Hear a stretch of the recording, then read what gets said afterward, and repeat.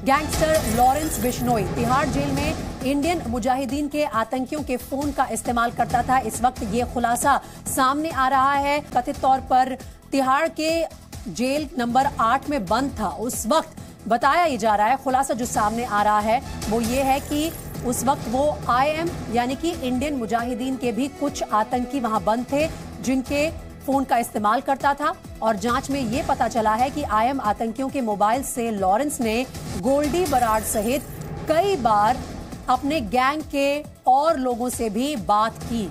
उसने conference call के जरिए अपने गैंग के लोगों से कई बार बात की, इंडियन मुजाहिदीन के आतंकियों के फोन का इस्तेमाल करके। इसी साल मार्च महीने में जांच एजेंसीज ने आतंकियों के मोबाइल नंबर को इंटरसेप्ट किया था, जिसकी जांच में यह खुलासा इस वक्त सामने आया है और दिल्ली पुलिस के स्पेशल सेल ने यह खुलासा सामने किया है। और स्पेशल सेल अपनी जानकारी को पुख्ता करने के लिए लॉरेंस बिश्नोई, संपत नेहरा, बिट्टू उर्फ मिंटू और दीपक उर्फ टीनू के जो वॉइस सैंपल्स हैं उनकी जांच करवाना चाहती है। ये रिक्वेस्ट भी दिल्ली पुलिस की स्पेशल सेल ने डाली है कि इन सब के वॉइस सैंपल्स का टेस्ट होना चाहिए। जी मीडिया संवाददाता राजू राज इस वक्त मेरे साथ लाइव जुड़ रहे हैं इस मामले में ज्यादा जानकारी लेकर। राजू, ये बहुत बड़ा खुलासा है।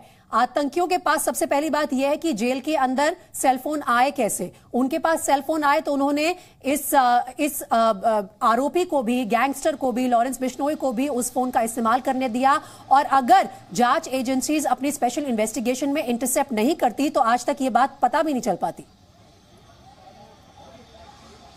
निश्चित तौर पर एक बड़ी जानकारी, इंडियन मुजाहिदीन जो आतंकी संगठन है इसे दिल्ली पुलिस के स्पेशल सेल ने ही क्रैकडाउन किया था। जब भटकल बंधुओं की गिरफ्तारी हुई थी, बाटला हाउस एनकाउंटर हुआ था, तो यहाँ इंडियन मुजाहिदीन को जीरो डाउन किया था। उसका लगातार दिल्ली पुलिस के स्पेशल सेल की जो टीम है इंटरसेप्ट करती है तमाम कॉल को आतंकियों पर नजर बनाए रखने के लिए। उनको जानकारी मिली कि मार्च के महीने में जो लॉरेंस बिश्नोई जेल नंबर 8 में बंद था वो इंडियन मुजाहिदीन के जो तमाम नंबर है, मोबाइल नंबर, उसका इस्तेमाल कर अपने गैंगस्टर के, अपने टीम के तमाम साथियों के साथ उस नंबर से बात करता था।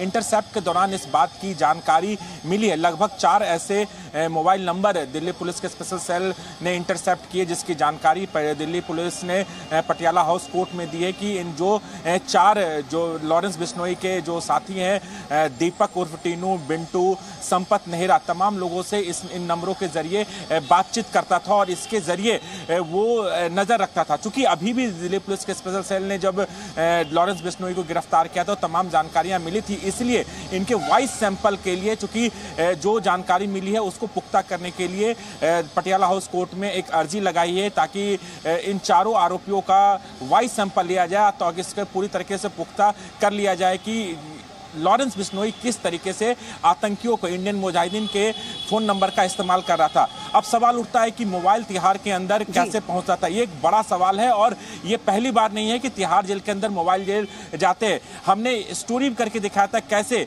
पेट के अंदर से मोबाइल फोन को निगल के अंदर ले आ जाता है और वहां पर इन फोन का नंबर इस्तेमाल करते हैं। तो ये तिहाड़ जेल के लिए कोई नई बात नहीं है फोन अंदर पहुंचना। और ठीक उसी अंदाज में ये तमाम फोन नंबर गए इंडियन मुजाहिदीन के भी आतंकी तिहाड़ जेल के अंदर बंद है और उसका कनेक्शन साफ तौर पर देखा जा सकता है। तो एक बड़ी कामयाबी, और जिस तरीके से आतंकी संगठन, चाहे इंडियन मुजाहिदीन हो, चाहे पाकिस्तान में बैठे रिंदा से ताल्लुकात लॉरेंस बिश्नोई को हो, गोल्डी बराड़ से हो, तो तमाम गैंगस्टर इन आतंकियों के साथ जुड़े हुए हैं। इसकी पुख्ती करने के लिए वॉइस सैंपल के लिए अर्जी लगाई गई है कि ताकि इन आरोपियों का वॉइस सैंपल लेकर एक और चीज, एक तस्वीर बिल्कुल साफ हो जाती है। पहले ये शक जताया जा रहा था कि लॉरेंस बिश्नोई जेल में होने के बावजूद सिद्धू मूसेवाला मर्डर के लिए इतनी प्लानिंग डिटेल से कैसे कर सकते थे, और वो भी गोल्डी बराड़ के साथ मिलकर अपने संगठन के बाकी सदस्यों के साथ। जब वो मिले ही नहीं तो प्लानिंग कैसे हुई? अब ये तस्वीर बिल्कुल साफ हो गई है। जब उन्हें इतना ओपनली मोबाइल फोन का एक्सेस था जिसके जरिए वो कनाडा तक कॉल कर पा रहे थे और अपने संगठन के